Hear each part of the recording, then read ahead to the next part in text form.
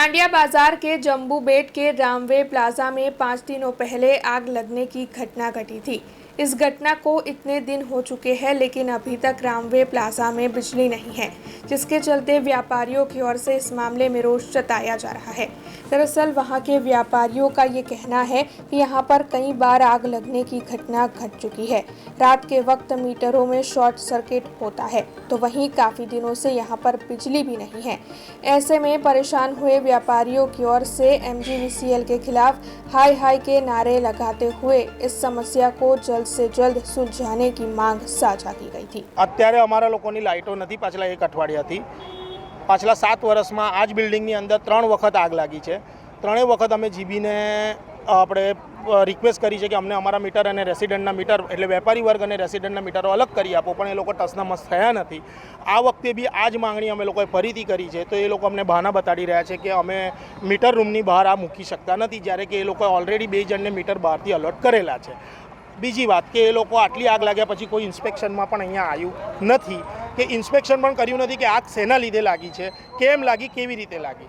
ના તો એ કોઈ દસ લોડ શેરિંગ ચેક કરવા કે કશું આવ્યા છે, અને 2019માં NOC ન હોવા છતાં બી એ લોકોએ તે સમયે અમને કનેક્શન કરી આપેલા છે, જ્યારે કે આ વખતે એ લોકો NOC વગર કનેક્શન કરી આપવા તૈયાર નથી। સાથે રેસિડેન્ટવાળાઓનું પણ લાઇટો બંધ છે, કે જેમાં ઘણા એવા સિનિયર સિટીઝન, નાના છોકરાઓ બધા બહુ જણ રહે છે, પણ એ લોકો એનો કોઈ નિવાડો લાવવા તૈયાર નથી કે ના અમને કોઈ જાતની હેલ્પ કરવા તૈયાર છે।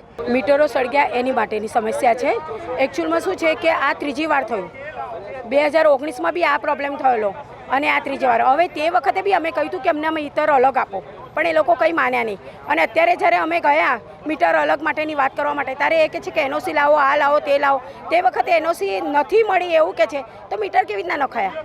અને બીજી વસ્તુ કે આજે અમને કહેવામાં આવે છે કે તમારી જગ્યા ઓકે નથી મીટરની, તો તે વખતે તમે આ જગ્યા યોગ્ય લાગીને આજે નથી। અને તે વખતે બી અમે તમને આ જ પ્રશ્ન ઊભો કરેલો કે અમને આ મીટર અલગ જોઈએ, જ્યારે કોમર્શિયલના ચાર્જિસ રેસિડન્ટ કરતાં અલગ છે અને વધારે છે, તો અમને અમારી સુવિધા બી એ રીતે મળવી જોઈએ ને।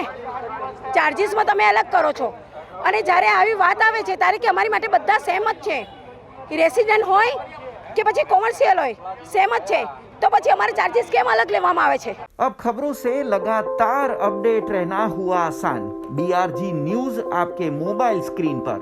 आज ही BRG न्यूज की mobile app Google play store और ऐप स्टोर से डाउनलोड करें और खबरों से लगातार जुड़े रहें।